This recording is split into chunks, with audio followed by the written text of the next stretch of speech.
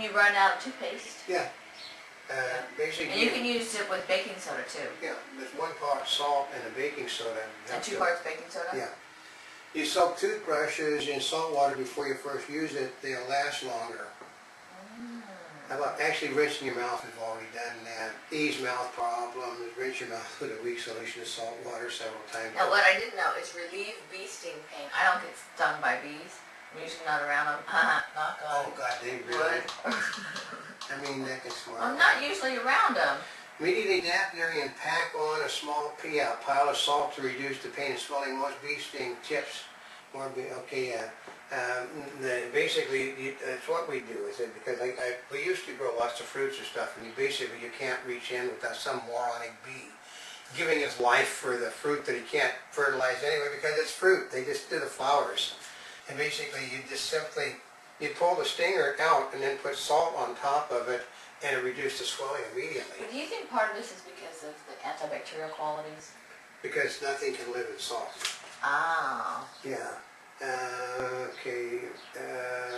We got. So you can use it to do besides bee stings. You can use it to treat mosquito bites. Yeah. As well as poison ivy. Yeah. Basically, with mosquito bite itch, basically, that itching, the stuff, you don't get a calamine lotion. You don't have the baking soda works the same way. You sit there and rub it with salt water, and it basically helps it. Because what it's doing, it puts sort of a cake over the top.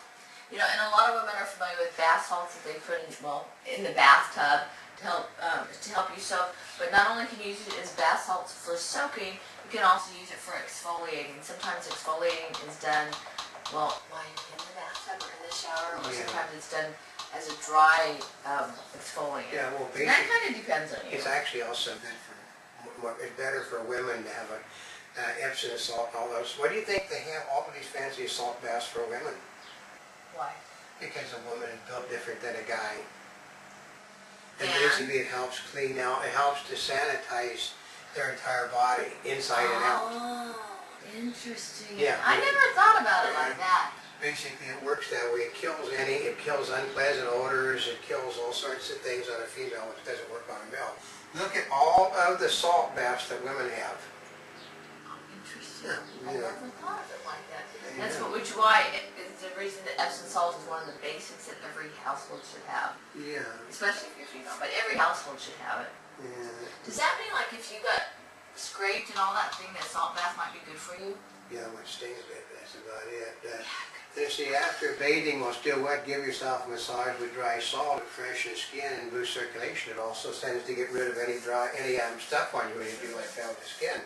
Salt's cheap, folks. We know about the throat. And actually, I've seen it at gifting suites where they take the salt and they mix it up with some scents and oils and other base to give it scents, but it's still the salt base, and you can create one for yourself.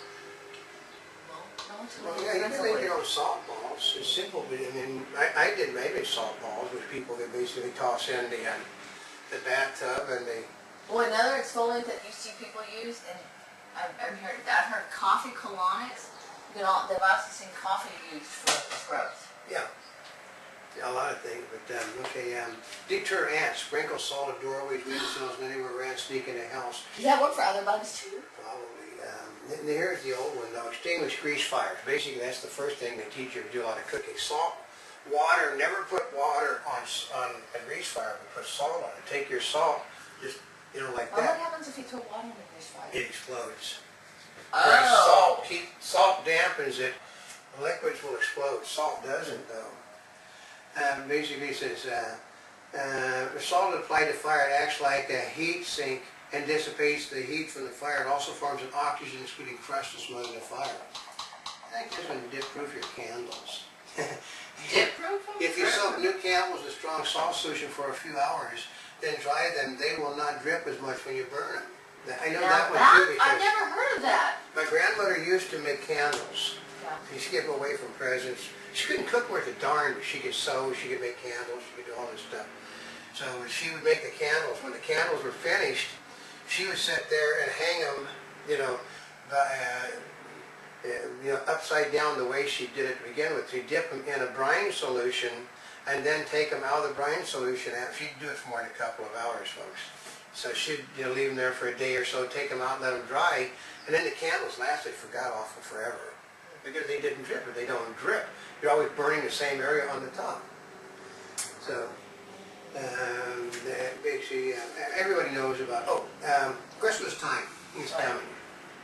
It's basically that far, I would think about Christmas time.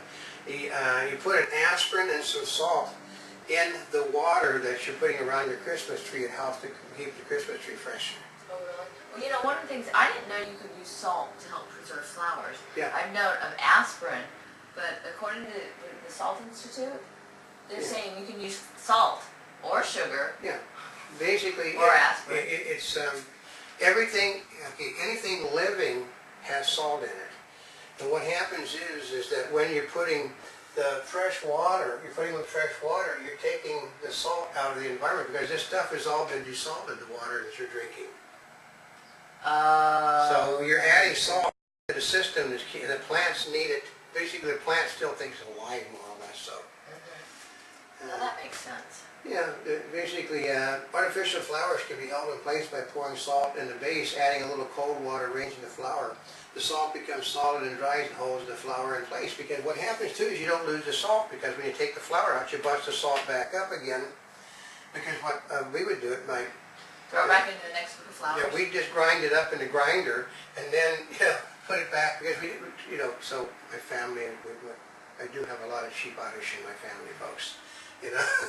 One side of the family, the Germans like to spend money, the Irish like to basically, remember that they have the leprechauns hide their little chest of gold. Oh, is that what they did? Basically, the Irish and the Scots have a lot in common. Oh. And here's one, Play-Doh. Play-Doh is the biggie. Wait, you can make Play-Doh out of salt? What salt? Yeah, I love this one. Oh, okay, and it's just with flour, salt, water, oil. Yeah, and 2 tablespoons cream of tartar. You stir the flour, cream of tartar, salt, and oil, and slowly add water. Cook over medium heat, stirring frequently until dough becomes stiff. Spread it into wax paper, let it cool. Knead the dough with your hands until it reaches a good dough consistency. Which means this what Which means you can make your own Play-Doh, and You can then make you your just own add the Play-Doh. colors. Yeah, it's just food coloring, which is basically a lot of food coloring. But I mean, actually, what would happen on my brothers and sisters and I, we sat there and throw this stuff at one another. My mother would say, "Don't throw the dough at one another." Well, what are you supposed to do when you're about this tall and your sisters Throw and the blow at everything? each other. You'd throw it at one another. And basically it would make nice splats, hit one another, and it'd leave a little colored welt because they'd be colored. We didn't have paintballs, but we did have the dough mixture that still had the dyes fresh in it. And it didn't stain the clothes, so you could get into a dough fight when you were little. See, we'll put it this way. Even though Bill O'Reilly and a lot of people at Fox were born under a cabbage patch, probably everybody over at Fox did the same naughty things when they were little kids, folks. Like they would do something like that. They do it, what did they say they do? Not actually repair walls. That's good. Basically, you make the same stuff up. I jumped up. Here, we'll move these things out of the way. I'll put the salt over here. I know. Basically, what you do is you mix 2 tablespoons of salt with 2 tablespoons of cornstarch and add enough water to make a thick paste. Basically, we're talking about the backlink compound is what that stuff On the wall. on the wall. See, I thought you could just use toothpaste. And then add White toothpaste. use the paste to fill the holes. That's basically that same stuff. It makes the dough, folks. Oh, like in a Play-Doh now, you just... Yeah, basically it makes it dough. But my father would do it. My father would basically use like cornstarch and stuff like that because he'd mix it all together. And then because we found out that a lot of these things were cheaper buying them like that than buying by the container, because you could buy 5 pounds of the stuff you need for $1. Now it costs you $19 for a container of the real stuff, so it works the same. It's the same stuff. Basically, actually, use the paste to fill the holes. Actually, the weeds are real simple. That is a no-brainer on the weeds. What? That you throw them on the weeds? Yeah, Oh, I didn't know you did that. yeah. Yeah, they turn patio weeds.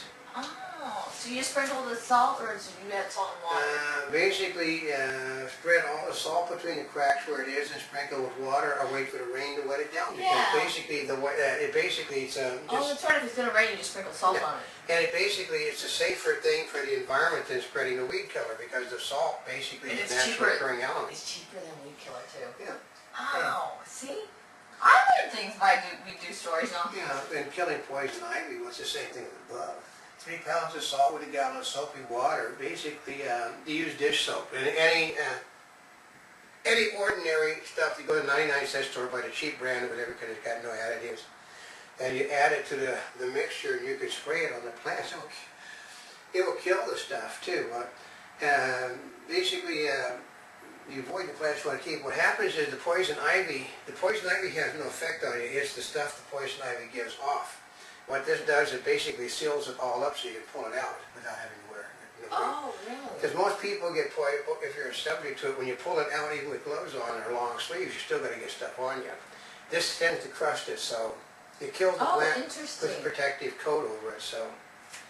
Man, we all know about de-icing now. No.